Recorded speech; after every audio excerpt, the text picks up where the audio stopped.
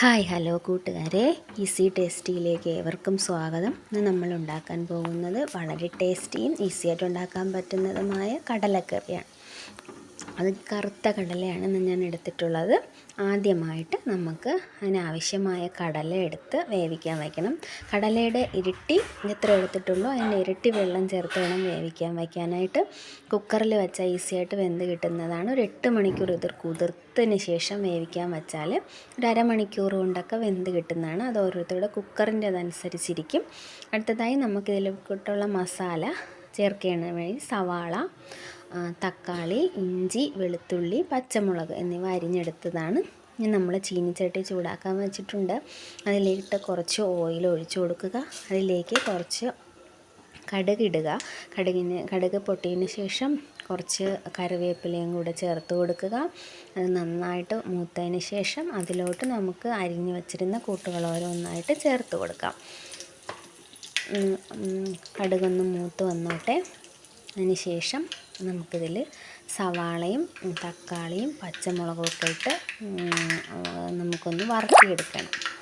അപ്പോൾ അതിലോട്ട് അടുത്തതായി തക്കാളി ചേർത്ത് കൊടുക്കാം. സവാള ചേർത്ത് കൊടുക്കാം. സവാള നമ്മളിപ്പോൾ ഇട്ടത് നന്നായിട്ട് ഇളക്കി കൊടുക്കുക. സവാള കുറച്ച് വലുതായിട്ടാണ് അരിഞ്ഞിട്ടുള്ളത്. സവാള ചേർക്കുന്ന സമയത്ത് അതിലോട്ട് കുറച്ച് ഉപ്പും കൂടി ആഡ് ചെയ്ത് കഴിഞ്ഞാൽ സവാള പെട്ടെന്ന് വെന്ത് കിട്ടുന്നതാണ്. നന്നായിട്ട് ഇളക്കി കൊടുക്കുക. അടുത്തതായിട്ട് നമ്മൾ ചേർക്കുന്നത് ഇഞ്ചി വെളുത്തുള്ളി അത് ഒന്ന് ഗ്രേറ്റ് ചെയ്ത് എടുത്തിട്ടുള്ളതാണ്. ഇഞ്ചി വെളുത്തുള്ളി ചേർത്ത് കൊടുത്തിട്ടുള്ള അതിൻ്റെ പച്ചമണം നന്നായിട്ടൊന്ന് മാറിക്കിട്ടണം. എന്നാലേ കറിക്കാരി ടേസ്റ്റ് കിട്ടുള്ളൂ. നമുക്ക് അതൊന്ന് ഉടഞ്ഞ് വന്നതിന് ശേഷം ഇതിലേക്ക് അരിഞ്ഞ് വെക്കുന്ന തക്കാളി ചേർത്ത് കൊടുക്കാം. തക്കാളിയും എല്ലാം കൂടിയിട്ട് നന്നായിട്ടൊന്ന് വഴറ്റിയെടുക്കുക. ഈ സമയത്ത് നമ്മുടെ കുക്കറിൽ വേവിക്കാൻ വെച്ച കടല വെന്ത് കിട്ടിയിട്ടുണ്ട്. അതിൽ നിന്ന് കുറച്ച് വെന്ത് തണുത്തിട്ടുണ്ട്. തണുത്തതിന് ശേഷം അതൊന്ന് മിക്സിയുടെ ജാറിലേക്കിട്ട് അത് നമുക്കൊന്ന് അരച്ചെടുക്കാം. അതിലേക്ക് തേങ്ങയും കൂടെ ഒന്ന് ആഡ് ചെയ്ത് കൊടുത്താൽ നല്ല ഒരു ടേസ്റ്റ് കൂട്ടുന്നതാണ്.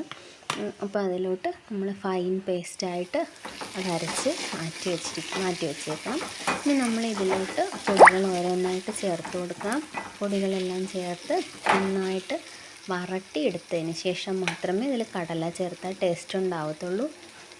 അപ്പോൾ അതിലോട്ട് നമ്മൾ ആദ്യമായിട്ട് 1/4 ടീസ്പൂൺ മഞ്ഞൾപ്പൊടിയാണ് ചേർത്തിട്ടുള്ളത്.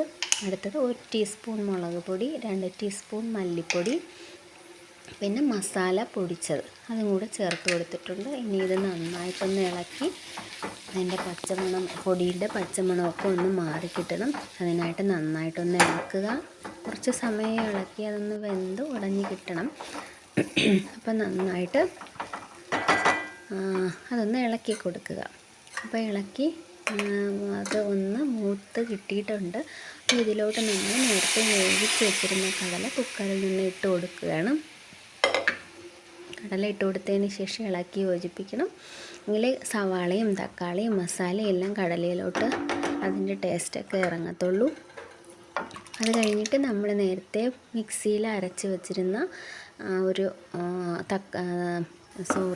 കടലയും ഒരു തേങ്ങയും കൂടെ ചേർത്ത് അരച്ച് വെച്ചിരുന്നത് നമ്മളിതിലോട്ട് ഒഴിച്ചു കൊടുത്തിട്ടുണ്ട്. ഇനി ഇത് നന്നായിട്ടൊന്ന് തിളച്ച് പരുവമായിട്ട് വരണം. അപ്പം അത് നന്നായിട്ടൊന്ന് തിളച്ച് വന്നോട്ടെ. തിളച്ച് വന്നതിന് ശേഷം അത് നല്ല തിക്ക് ഗ്രേവിയായിട്ട് മാറുന്നതാണ്. എല്ലാം കൂടി ഒന്ന് ഇളക്കി യോജിപ്പിക്കുക. കുറച്ച് സമയം ഒന്ന് തിളച്ച് വന്നാൽ ഒരു തിക്നെസ് കിട്ടത്തുള്ളൂ കറിക്ക്. തിള വന്നോട്ടെ. ഇപ്പം നന്നായിട്ട് തിളയൊക്കെ വന്നിട്ടുണ്ട്. ഇതൊരു ഫൈൻ ടേസ്റ്റി ആയിട്ടുള്ള കടലക്കറിയാണ്. ഇത് ചപ്പാത്തിക്കും ദോശയ്ക്കും ഒക്കെ നമുക്ക് കഴിക്കാവുന്നതാണ്. പുട്ടിനും ഒക്കെ കഴിക്കാവുന്നതാണ്. Thanks for watching. എല്ലാവരും ട്രൈ ചെയ്യുക.